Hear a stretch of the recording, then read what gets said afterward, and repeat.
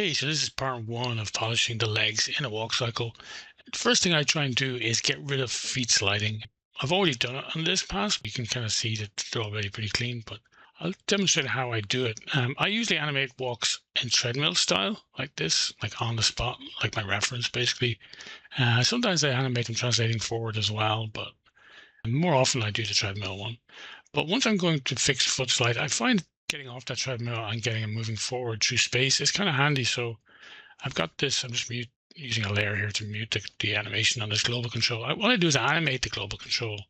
I put a key just on Translate Z on the first frame and then on the next frame after that.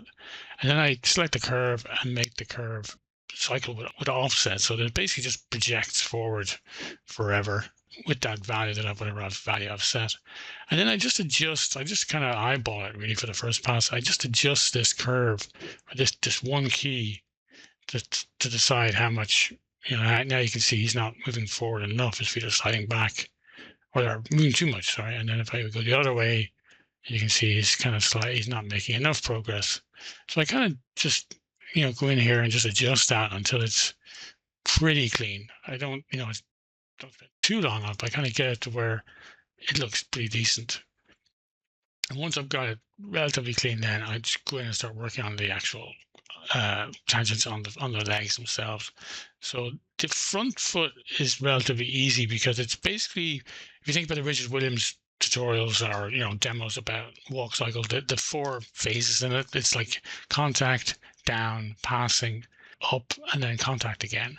So basically, in this case, what I want really is the tangent Z to be completely linear from first contact to the second down. My other contact is here in frame 18, but my down is here and my second down is here. So basically I want it from that pose all the way through to here. So it's kind of a little bit more than half the cycle. I want it to be on the ground and just completely linear.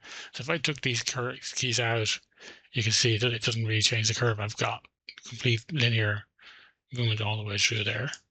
You can use a tween tool to make sure they're linear. I've got a slider here I can just use to lock the values in. So that's pretty easy. And that just makes sure that I make the tangents themselves linear as well. So there's no kind of weird little, you can see the buffer curve there. There would be a little bit of easing on those if I didn't. But I want that completely linear, kind of locked down. So that's fairly easy for the front leg. For the back leg, it's a little bit trickier because the loop runs over the end of the cycle. Like my cycle is actually to frame 35.